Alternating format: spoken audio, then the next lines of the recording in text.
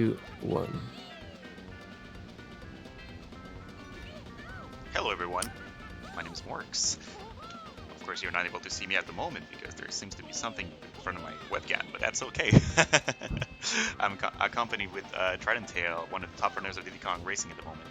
So thank you for tuning in. We're going to go with an 80% run of Diddy Kong Racing. Quickly Explain is going to have a lot of out-of-bounds tricks in order to make the game as quick as possible. And we're going to do some stuff in this order as well, and I hope you enjoy it. This one is very luck dependent, so I could go for 40 minutes, as I could go for an hour, depending on the luck I get. It's going to be explained in the demonstration I'm about to do right now, and Trident's going to explain as well the concept of wrong warps that's going to happen in the run. So take the lead, my friend. Whenever you're ready, man. All right, Give me a countdown. Perfect. So I'm going to choose the character TT because it's the fastest character. I'm going to open the file here, and I believe the file name that was chosen is LOL, right? I'm not sure, right? Someone said there was going to be an incentive. Let's see. Yeah, there is a incentive, by the way. And the incentive. Sorry, I gotta. Yeah, LOL1. LOL1. All right, perfect. LOL1. Yes. LOL. There you go. So basically, as soon as I press OK, the run's about to start. So I'm gonna give you a countdown. It's gonna be 3, 2, 1, go. Go ahead, try it. Alrighty. So as Mork said, this is an any percent run, and if we were to do this without glitches, we would basically be skipping just the Future Funland trophy, and that would take really, really long. That would probably be close to like 100% run, pretty much. So there are 3 very, very important glitches or tricks that we do in this run that allow us to pretty much skip a great deal of this game. So you're going to see him perform those. We have one coming up right at the very beginning. But yeah, a little bit about me. I'm Trident Tail, and I'm the current world record holder in this category with a time of 38:11. And Morks is relatively new, but he's been grinding really, really hard in this game, and he's reached all the way up to 5th place, I believe, on the leaderboard. So you are all in very capable hands with Morks. He's going to do an excellent job today. So the first thing he's going to do is he's going to talk to Taj because we need to switch vehicles to the plane, and we need to collect 2 balloons in the overworld. Now, there are 4 in total, but we're only going to grab 3. There's one that we don't need. So he's going to grab one here at the lake. And he's going to grab one hiding between the 2 trees. And now we have one of 3 really important tricks for this run here. So let's see if he gets it. And wow, first try. That is actually deceivingly hard to do. So good job for him getting it first try. Thank you. He is able to clip under the beach and fly out of bounds and access WizPig like right from the start. So in like a 100% run, like we don't get here until like an hour 20. So that just kind of shows like like how big this sequence break is. But so yeah, we're gonna be doing WizPig right here. And this can be kind of a scary race. There's some pretty tough obstacles. The route or the road can sometimes break away into these like puddles areas, and if you get trapped in one of those, then like you can like lose a lot of time because you have to turn around to get back onto the road. But he's doing a really good job here. Hasn't missed a single zipper, I think, in this first lap, which is really good. And so one of the cool things about Diddy Kong Racing is the ability to play in 3 different vehicles, and each vehicle has its own kind of unique set of mechanics. So for the car here, the first thing that is pretty important is the A tapping mechanic. So if you were to hold down the A button, you would probably max out at about 60 on the speedometer, but by tapping the A button, you can see that he's just a little bit over 60. So it actually does make quite a difference. And this is actually possible in all 3 vehicles, although it's a little different for plane and hover. Oh, unfortunately missing that zipper, but he's still going to win very handily. I was focusing on the speedometer for a second because I switched it because you were explaining the speedometer and it didn't have it on, so I was going to switch. It's okay. All right. So we're finished with Wizpig. He's actually going to reset the console here because after you defeat Wizpig, you get some mock credits, and I mean, who wants to watch that? So we reset the console here. The game saves once the cutscene starts, so our progress is saved. Wizpig 1 in the bag. So now with that really important piece out of the way, we're going to get back into the game here, and we are going to go straight to the first world, which is Dino Domain. And we're going to pick up this balloon. Don't miss this balloon. Easy. Hey. And now we're going to go to Jungle Falls, which is one of my favorite tracks. I don't know how Morks feels about it, but this is personally one of my favorite tracks. It is my favorite, by far. It's so fun. It's super flowy. Like, once you get going, and if you make no mistakes, it's mesmerizing. So we're gonna do a little pond jump here. Didn't get the best hit on the pond, but let's see if he can maybe nail it on the next 2 laps here. Of course, if you say that, I'm going to miss it. Just No, kidding. that's okay. So one of the important things in this run are cutscene skips. Now, at the end of each race, he has 1 frame to pause, and let's see if he gets it here. So that is a 1 frame trick, and you get it when the first place comes up and the pause menu is up. So the cool thing about that is that when you pause on the last frame of the race, the game saves and acknowledges that you've finished the race, and it gives you the balloon. But you can exit to the lobby, and then you don't have to watch a cutscene of Taj giving you a balloon. And in any %, this is super, super important because the first time you miss this cutscene, you have to watch the whole cutscene, and it's about 22 seconds. And in 100%, it's not so bad because you do eventually have to watch the cutscene at some point, so it doesn't matter. But here, if you miss it, you are losing 22 seconds, which in a run this short is pretty tough. So yeah, unfortunately, he misses the cutscene skip here on Ancient Lake, so now we have to watch this beautiful cutscene. So this is one of the reasons why any % is particularly tough, because there's 8 opportunities for these cutscene skips, and if you miss one, then it's 22 seconds out the window. So, but at least the good thing now is that if he does miss another cutscene skip, he can skip that cutscene, and it's only going to lose him about 6 seconds as opposed to 22. So, yeah. Anyways, continuing on, we have Fossil Canyon, which is another great track. You'll notice that instead of skipping the pond there using the zipper, he's going around the first time to pick up those bananas. And that's important because each banana you collect actually increases your top speed and your acceleration by about 2.5%. So it maxes out when you get 10 bananas, so you can actually increase your top speed and acceleration by 25%. So it's important to kind of collect at least 10 bananas on the first lap, as quickly as possible, so that you can really max out your speed on the following 2 laps. I should also say you'll notice that he keeps passing the CPUs. There's no rubber banding in this game, so you might think, okay, well, if there's no rubber banding, then this game must be super easy because you just pass the CPUs and that's it. But the CPUs can actually really, really ruin your day. One of 2 ways. So the first way is that they love to just get in your way. They will obstruct your path whenever they have the chance, and it really makes it difficult to kind of pass them sometimes. The second way is that they can drop traps on the track, which can also screw you up. So now we're on to another really important part of the run, Hot Top Volcano, and it's our first plane track, and you'll see that Morks just went out of bounds using a boost balloon and barrel rolling underneath the lava floor. So this is a very, very important trick, which we won't see the full extent of until a little bit later.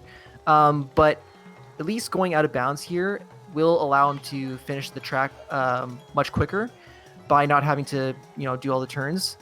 But he still has to fly in a specific pattern here in order to Hit specific checkpoints. reach these checkpoints. Exactly. Yeah, he needs to reach these specific checkpoints. Otherwise, the game will tell him he's going the wrong way.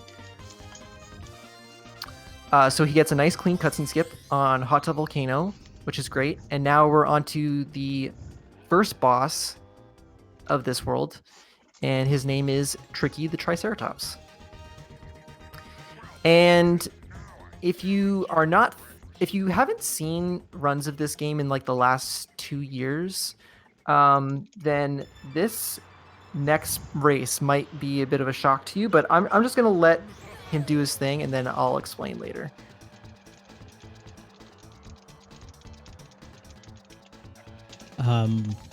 If you have time for a donation, we do have one to read. Go ahead. All right, we have a $5 donation from DDG. They say, the level best said my name. He said Diddy Kong Racing. Oh my goodness.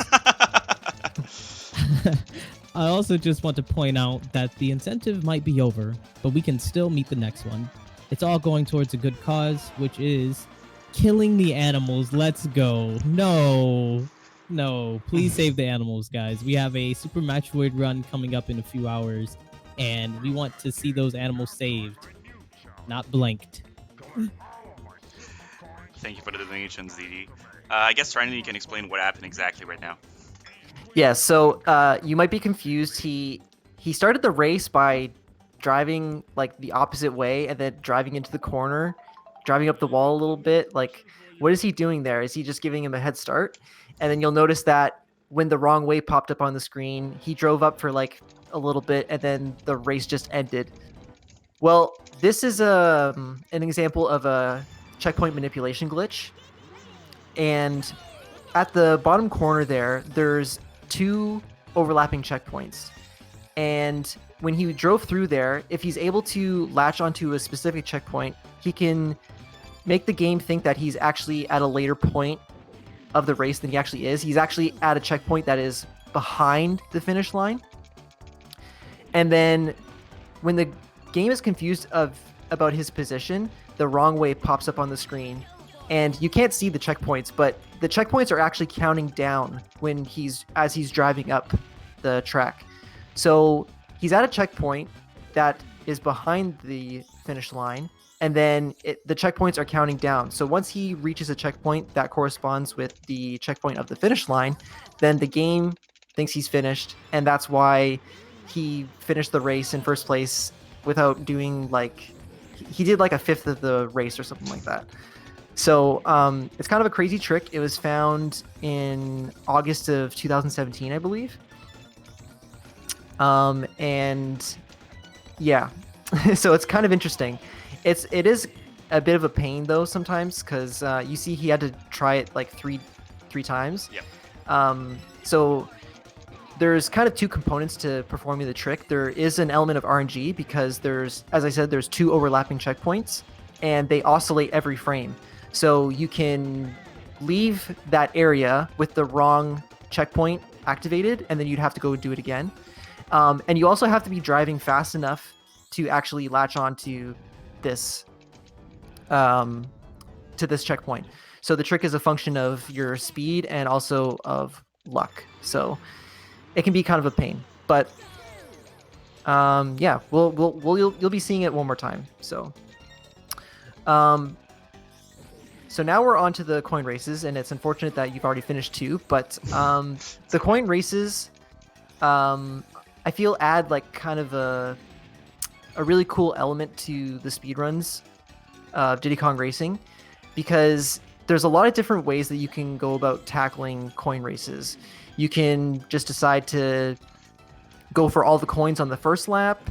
You can decide to go for bananas on the first lap so that you're faster on the next 2 laps and you can worry about the coins then.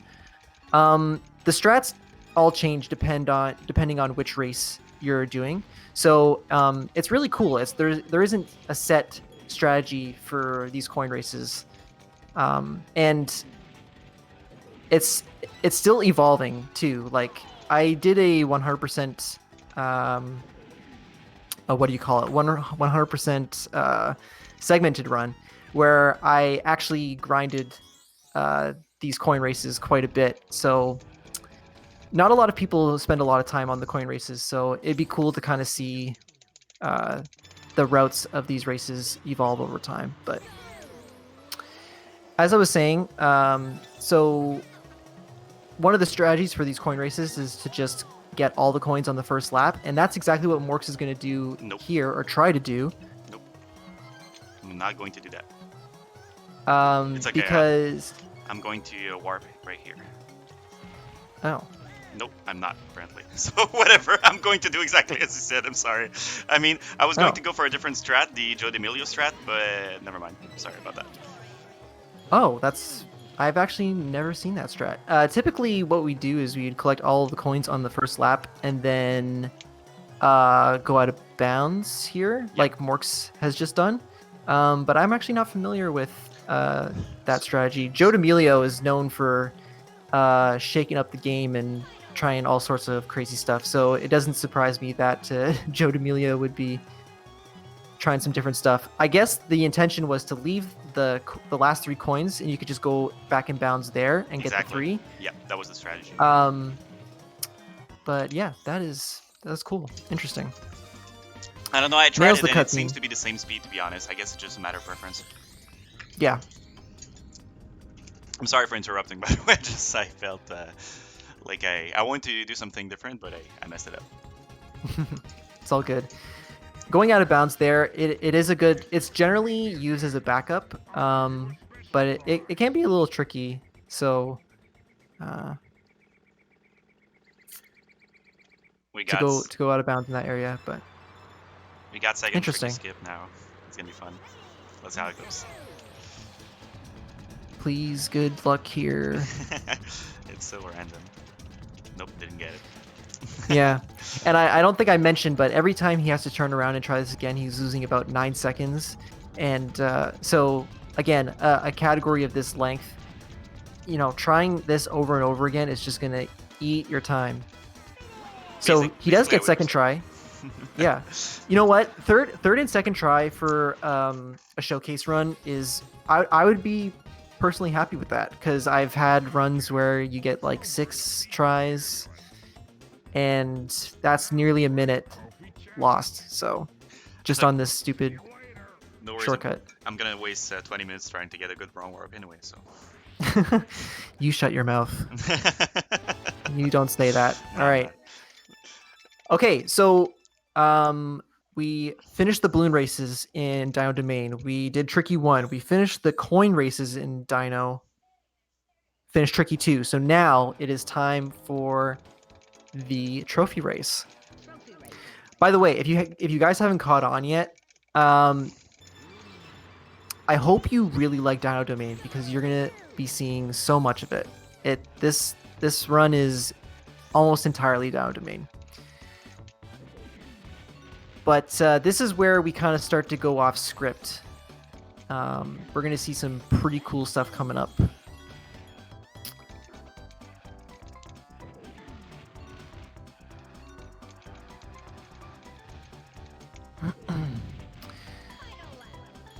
I guess I could go over some more car mechanics here. So another important mechanic is letting go of the accelerator as you're boosting or going over these zippers. And I believe you get like you get a little bit more speed, but I believe the boost also lasts a little bit longer as well. So whenever you are boosting, you want to let go of the accelerator, and you don't want to press the accelerator again until you fully had the full benefit of the boost. So that's usually when like you see rainbow exhaust coming out of the back of the car. That's when you want to start pressing A again. If you press A while you're like too soon, after boosting, you can actually throttle your boost, which is not what you want. You want the full benefit of the boost. Wow, sailing right into the archway there. Yeah, I know it was going to happen. I just tried to correct it afterwards, but it didn't work. It's okay. Also, I didn't go over this trick. I really like Fossil Canyon for this one trick here. There's a trick we call Canyonless, and Morks is going to go for it here. He's going to try and do a series of tight drifts to grab this balloon and then hit the zipper. And then he's going to chain the two to launch himself into the canyon. Unfortunately, he didn't get a good angle there, but you get the idea. We're gonna see Fossil Canyon a lot more, so he's going to have a lot more opportunities to go flying here. It's not my best level anyway, so you might not even see it in the run, but I'll do my best. It's very difficult. It's very difficult, but very satisfying when done correctly, as is this level. Jungle Falls again. Love this level. That's a classic right there. You can get a bad bounce off the pond jump there and just go flying right into the wall.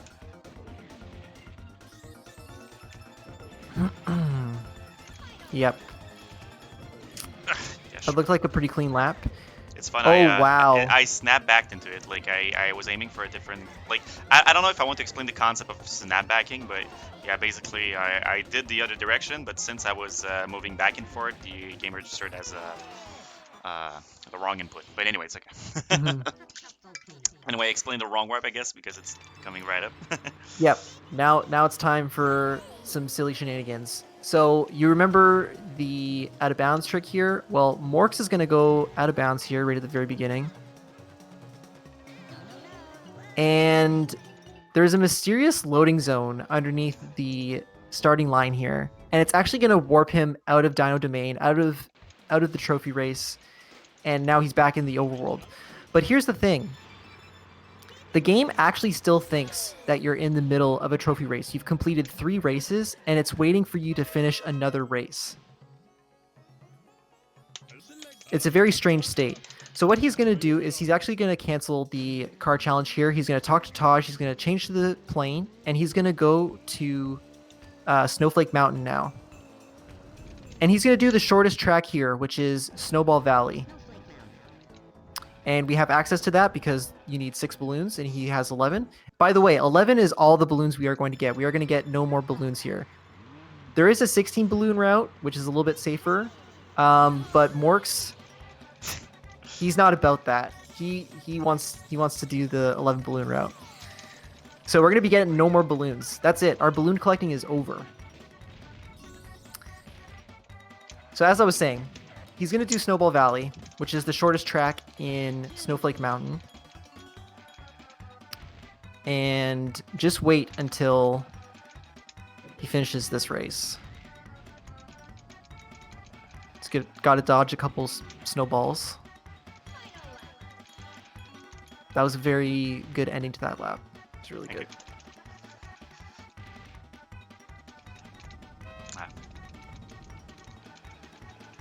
Unfortunately, missing the last balloon, or the balloon in the valley there. Yep. All right, so now he's getting the trophy cutscene. And it looks like it's in Dino Domain, but it's actually not in Dino Domain. Morks just got the trophy for Snowflake Mountain. And this is important because the whole goal of beating the game is beating WizPig 2 in the Future Funland stage. Well, the requirements to getting to Future Funland are having all 4 gold trophies and defeating WizPig, like the first WizPig race. And so Morks did the WizPig race. That was the very first thing he did. And now he's able to collect all the trophies from all the worlds using this mysterious loading zone underneath Hot Top Volcano. On top of that, the Dino Domain races are the shortest races in the game. So he's also saving time by just doing Dino Domain over and over again. Instead of actually like if he had access to the trophy races in the other worlds, like it would still be faster to do this because the Dino Domain races are just so short. But of course, that's not the case because he would have to basically go through all the steps he did in Dino Domain to even access the trophy races in the other worlds. So that's just a long-winded way of saying now we are able to get all the trophies in all the worlds without doing all the stuff that he did in Dino Domain. But there's a catch. There is a catch. So, like I said, there's an 11 balloon route and there's a 16 balloon route. And with the 16 balloon route, you're able to access a race in Dragon Forest. The minimum number of balloons you need to access a race in Dragon Forest is 16. But Morks doesn't have 16 balloons, nor is he collecting 60 balloons. He's collecting 11, and he's going to stick with 11. So that means we need to get into a race in Dragon Forest a little different. And this is unfortunately where Warp RNG comes in. So on the Japanese version of this game, when you perform the wrong warp, you can warp to, or you have 3 different outcomes. You can warp to the overworld, like where the Taj mat is and where Taj is hanging out. That's about a 10% chance. You can also warp to Dragon Forest in the car, which is what Morks got on his last attempt. And that's an 80% chance. That is the most common outcome. The other 10% chance is you can warp to Dragon Forest in the plane. And this is interesting because in the plane, you're not supposed to be in Dragon Forest in the plane, and you can actually drive over the walls of the map, and you can fly out of bounds, and you can just go to any track you want. And in this case, he would be able to access the shortest race in Dragon Forest, which is Haunted Woods, without having the required number of balloons. So because Morks is sticking with this 11 balloon route, we need to hit that 10% chance. So when he said that this run could go for 40 minutes, it could go for an hour, he's literally not kidding. If he gets really unlucky here, we could just be sitting for 10 minutes for him trying to get this 10% warp. Hopefully that's not the case. But the second warp is a dragon car, which is the most common. So he's got one more opportunity to get Dragon Plane without having to do extra attempts, of course. But of course, each attempt after that is just going to eat into his time. But we'll worry about that later. For now, we're going to Sherbet Island, and we're going to do the shortest track here, which is Whale Bay. And actually, no, it's not the shortest track. The shortest track would be Treasure Caves, but unfortunately, we don't have the required number of balloons to access Treasure Caves, so we have to do Whale Bay here. And it's our first hover track as well. So we can go over some hover mechanics. They're pretty interesting. You'll notice that he's wiggling back and forth, and we call this technique snaking. And what he's doing is he's holding R, and he's basically alternating between up left and up right on the joystick. And for some reason, when you are turning in the hovercraft, you get a little bit of a speed boost. I don't think we know why exactly this happens. Maybe the developers did this to make the hovercraft feel a little bit more natural, a little more smooth. But either way, we use this mechanic to just like turn over and over again, back and forth, and constantly get this like boost in speed.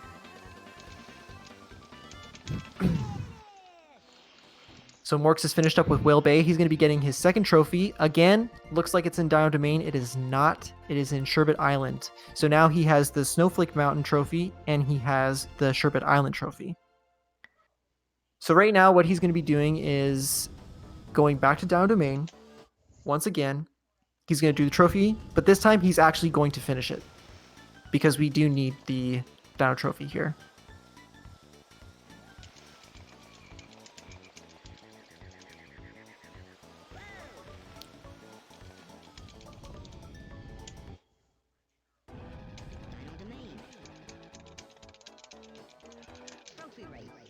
Okay.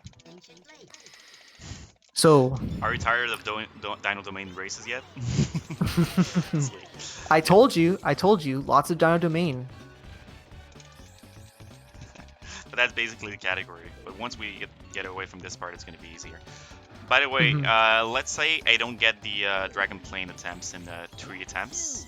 That means that I'm not going to be able to finish the trophies in an optimal way. But what I'm going to do simply is that if I wrong warp to a different location than Dragon Plane, that means that I'll still be in a trophy race, which means that I can still go into Hot Top Volcano once again and try for the trick until I get it, basically.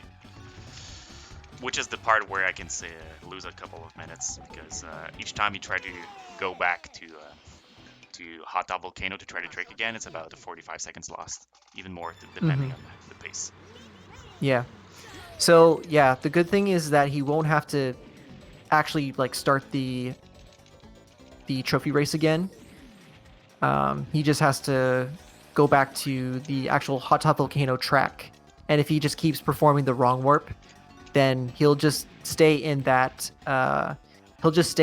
trophy race state until he actually finishes a race.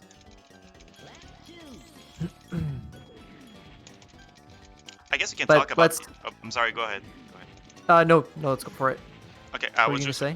Nice wall. I was just going to talk about that. If you could talk about the zippers and lag manipulation, I guess. And the way you take the zippers and such. Like, depending on how you get the zipper lines and such. Like the boost that you can get, the differences. Well, I don't know too much about lag manipulation. I do know that, like, there's certain ways you can hit the zippers to kind of reduce lag. But there aren't really any specifically that I can point out. To me, it's more so just after playing the game for so long, you start to recognize like kind of what works and what doesn't. I will say, if you want to concentrate on MorK's gameplay here, you can kind of tell the difference between what's a really laggy boost and what is a relatively low lag boost. Like that boost was pretty good. I'll also mention that MorKs is playing with the music here, and unfortunately, playing with the music does increase lag as well. So myself, for example, like when I was doing runs of this category, I was turning music off to kind of reduce that lag. But as far as like lag reduction strats for actually like when you're actually playing the game, you just kind of like get used to what works and what doesn't. Like sometimes you'll take a turn a little bit wider because you know that the zipper that's coming right after will be less laggy if you take a turn a certain way, I think is what MorKs is getting at. Yeah, basically. That's exactly what I was going to say. Sorry, I was just focusing on the out of bounds trick for a second. I haven't really looked into like lag reduction strats. It's kind of a new thing that we're looking at. There's been a ROM hack that has just come out that actually displays what the frame rate is. And even though this is technically a 30 FPS game, I believe, it actually hovers around 20 FPS for the most part.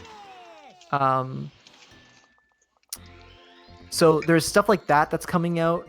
I know Joe, we're going to talk about Joe again, but Joe's been like, he's been experimenting with like camera strats. So on straightaways, he'll like zoom the camera right in so that TT takes up a lot of the screen. And it hasn't been proven, but I guess the theory is that, the less stuff you see on the screen, the less lag you have to deal with. So yeah, it's kind of a new thing. It's kind of the future of this game, I would say, is kind of figuring out lag strats, or ways to reduce lag. Look at it like Super Mario 64, actually. Mario 64 has some strategies that requires you to have the camera in a certain way in order to have less lag as possible, especially if everyone is playing on the Nintendo 64 console. So yeah, just like Trident said, just make sure that you have as less as possible stuff on the screen, and you'll basically have a better chance to get the less lag as possible and therefore a better time. It's something like that we're just now like starting to pay attention to. Like we have been turning off the music in all trophy race runs because it's a relatively short category and it doesn't really waste any time having to turn off the music because you can just turn off the music before you start a run and then it's always off. But we've actually started experimenting with turning music off in these longer categories like 100% and 80%. And even though it does take some time to turn the music off, it takes about 7 seconds to actually go into the menu and turn it off while you're mid-run. We're starting to see benefits of turning the music off for these like longer sections. It's funny that you mention turning off the music and things like that. I'm not sure if you guys are familiar with Crash Bandicoot 3 on the PlayStation 1. I believe they turn off it's either the music or the sound effects, and it actually allows you to skip cutscenes where you talk with Cortex and Aku. That's really interesting. Yeah. There is an option to turn off the sound effects as well, and some have theorized that turning off both the music and the sound effects would also reduce even more lag. But I mean, who wants to play this game without sound effects? Like we have to draw the line somewhere, right? Certainly. Personally, and also another game. Personally, I mind even if the music is not there. You know, like the music is all part of the experience. Even though I'm not I know I'm not going for world record pace anyway, but and I know that for world record pace, it does mean that you have to turn the music off. But personally, I don't know. I'm not aiming for that. I'm aiming for the experience, and that's what I'm providing you guys with the music on. Wait, sorry. Morks is the hero we all deserve. Yeah, of course. Yeah. All right. All right. So now can we get this guy some good luck? I don't know. Maybe you can you can post your bless RNG emote of choice in the chat. We need to hit a 10% chance here. You heard him, guys.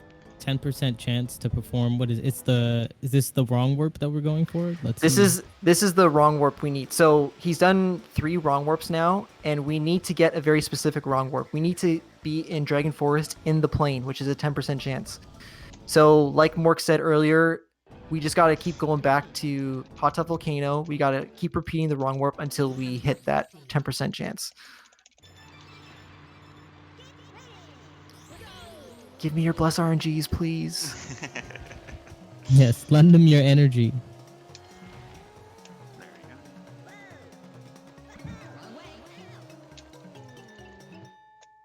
This is me charging for the spirit bomb. That doesn't. It's not working, guys. It's okay. Well. So the worst is when you get a overworld warp before you get the Dragon Plane warp, because they're both a 10% chance. So hitting overworld before you get Dragon Plane is pretty, I don't know, what's the word? Demoralizing, demotivating, something along those lines. The game is laughing at you basically at that point. Yeah.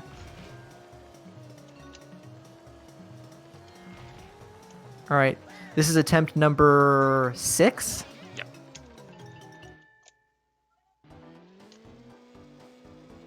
Nice. Let's go. So, he's gonna talk to TT and he's gonna turn on time trials. I love it. All right. Yeah, because of you, man. All right. So, you might be wondering, why would he do that? He just wasted time talking to TT. Well, that's why. I'm not sure if you noticed, but every time he starts a new track for the first time, he has to watch a cutscene, or he would have to skip a cutscene before he could start the race. And when you're in the trophy race, you actually can't restart the race to skip that cutscene, so you have to watch it. But when he turns time trial on, he actually doesn't have to watch that cutscene. But in addition to that, there's no CPUs. He's not racing against anybody. So there could be some lag reduction there. just from having less CPUs on screen, but also he doesn't have to worry about anybody getting in his way. And when like going through that tunnel there, like that tight section, they can definitely ruin your day there. So not having to worry about CPUs is also nice. In addition to that, Go ahead. in addition to that, when you talk to TT for the first time, there's a text box that comes up, and Morks needs to talk to TT later, coming up very soon, actually. And so that's just one less text box that he's going to have to scroll through. So it's a win-win-win. One thing that I could mention as well is that when you do that trick where you talk to TT and activate a time trial, there is no balloon available in the level. This is the reason why I don't do this in the other levels, because in the other levels I have blue balloons that I need to use, so therefore it would make it slower. But in Haunted Woods, there is no blue balloons in the level whatsoever normally, so this is one good reason to use time trial here. Yeah, thank you for mentioning that. I totally forgot. But yeah, that's a good thing to mention. Obviously, time trials gets rid of all the balloons on the track, so Yeah. in some cases that's good. Like in the case of Haunted Woods, because there's no boost balloons. But like he said, in the other tracks, it would actually make it slower because there's no additional boosts on the track. So now we're getting to the third most important trick here in this run. We need to get to WizPig 2, and you can't see it, but there's a TT door just to the right of your screen. And in order to get through there, you pretty much have to complete this game 100%. Like the only thing you don't have to do is get the FFL trophy. But we're gonna do a nifty little trick here, where we're going to talk to TT over and over again. We're going to lure him into this tunnel.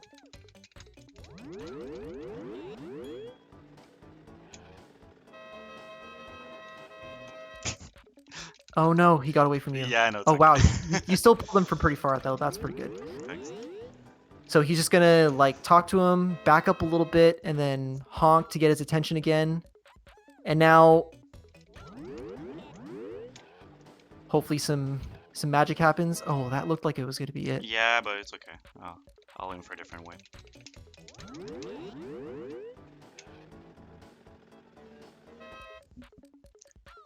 This trick, man. So TT's stuck in the wall here. We're just going to keep bugging him. We're going to make him mad. Sorry, I just want to say, I'm not sure if I missed it in the past, but why do we play the clock? Oh, we play as TT because he is by far the fastest character in the game. I believe he has the best top speed. Yes. He has really good acceleration, and his handling is like kind of like in the middle, which is perfect for this game. You don't want something that's like too tight, and you don't want something that's too loose. Like his handling being right in the middle is like perfect. So he's like, there's no competition really between him and the other characters. Nice. Okay, so TT clipped up here, the big TT, our big brother TT. And he's going to slam down on TT with such force that he actually pops him into the air, and he's able to fly over the wall, past the door, and now we're at the final race, WizPig 2. Oh, that's actually some pretty good luck. You know, you got some pretty good luck there. Yeah, it wasn't that bad. Like I definitely had worse. Like I think at some point I had to do 40 attempts in order to get the dragon plane to appear. Same for TT. Now we just got one more race, WizPig 2 in the plane. And I didn't mention this, but one of the important mechanics about plane is using these barrel rolls. Plane is unique in that... Actually, just hold up. Oh, wow. Yeah, it's okay. Morks was trying to go for an out-of-bounds trick there. It's okay. I'll repeat it again. Mm-hmm. I know I'm the wrong way. But as I was saying, plane is a unique vehicle in that it's the only vehicle where you actually have the ability to generate your own boost. So I'm not going to ask him to switch to the speedometer because he kind of needs the map here to navigate out of bounds. It's a little trickier than Hot Tub Volcano, but every time he does a barrel roll, he's getting a boost in speed. And if he lets go of the accelerator and continues to chain barrel rolls, he can actually just build an infinite amount of speed. So he keeps disappearing, but when you see him on the screen, you'll see that he is pretty much barrel rolling the whole time. He just like gets his line and then just barrels straight on through until he has to turn again. Oh no. Oh boy. Alright. I was kind of ballsy on that one. Let's try it again. So he needs to turn around a little bit because, or you're going to try and go back out of bounds again? Yeah. Why not? Ooh. That's not going to work. What should I do? I think you should just finish the race normally. No. Okay, alright. YOLO. YOLO. You know what? He's right behind you know what? I have a good estimate. Wait, what? Dude. I don't care. It's okay. Well, I mean, what I mean by that is that I said the estimate was an hour, so I have time to redo the trick. Hey, sorry guys. I don't know about Yo, this. go hard to go home. Let's do this. Get it now, please. I'm like, we're like the devil and angel on your shoulders. Don't. All right. So, yeah, Morks highlighted just how difficult this track can be. Areas of this track kind of load and deload randomly, and so, like right here, he can't really tell where the wall is, so it's easy to go back in bounds. I mean, I normally wouldn't go back in bounds. I guess I just messed up, but that happens, you know. Yo, everybody makes mistakes. Yeah, no.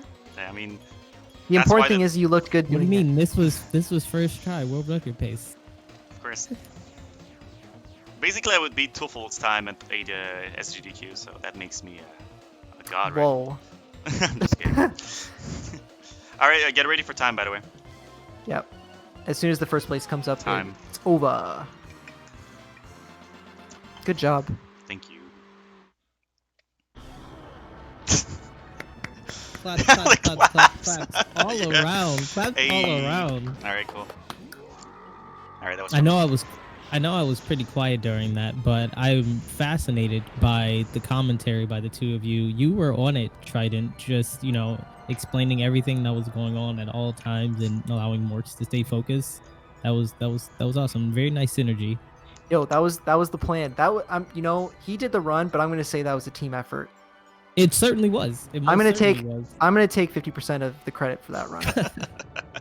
Yeah. That means that you have No. 50% of. You're part of 50% why I didn't get the dragon plane in the first 3 attempts. So there you go. Oof. I'll accept it. Yeah. Oof. Sure. But yeah, It's as okay. I said, Morks is a very, very talented runner. You know, just in a few short months that he's been playing this category, he's climbed up the leaderboard quite a bit, and I'm excited to see him branch out into maybe some other stuff. But yeah, Thank you, man. I'm planning to do some other categories. There's a neat challenge races that's going to happen between teams of Diddy Kong Racing Community, where we're going to do each vehicle separately. Like, one's going to do the car one, one's going to do the hovercraft one, and the other one's going to do the plane. It's going to be quite fun. So I'm going to practice on that for sure, and then afterwards I'm probably going to move to all trophy races, depending on how I feel.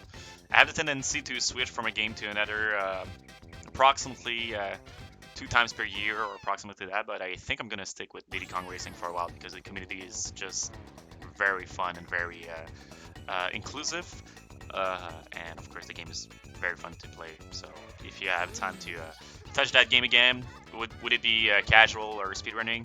Give it a go because it's a really fun game to play.